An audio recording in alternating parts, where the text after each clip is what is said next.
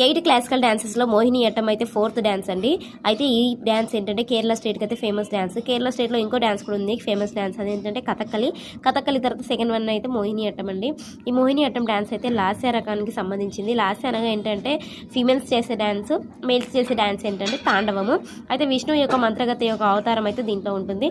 Plus Mohini Aattam యొక్క గురువు ఎవరంటే కళ్యాణి కుట్టి అమ్మగారు. ఎందుకు కళ్యాణి కుట్టి అమ్మగారు అంటున్నామంటే ఇది లాస్య రకం కదా, ఫీమేల్స్ చేసేది కాబట్టి అందరు ఫీమేల్స్ ఎక్కువ మంది ఉండొచ్చు.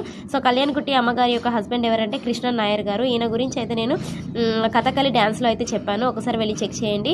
ఈయన కథకళి డ్యాన్స్లో అయితే ఫేమస్ పర్సన్. ఈయనకైతే పద్మశ్రీ వచ్చేసి 1970లో వచ్చింది. మోహిని అట్టం డ్యాన్స్ ఎవరు బాగా చేస్తారు అంటే భారతి శివాజీ గారు. పద్మశ్రీ అయితే 2004లో వచ్చింది. కనక్ రేలే నెక్స్ట్. పద్మభూషణ్ అయితే 2013లో వచ్చింది. పద్మశ్రీ అయితే 1990లో వచ్చింది. ఇంకా కొంతమంది కూడా ఉన్నారు, మాధురి అమ్మ, జయప్రభ మీనన్, సునంద నాయర్, స్మితారాజీ. స్మితారాజన్ ఎవరంటే మోహిని అట్టం యొక్క గురువు ఉంది కదా కుట్టి అమ్మ గారి మనమరాలు.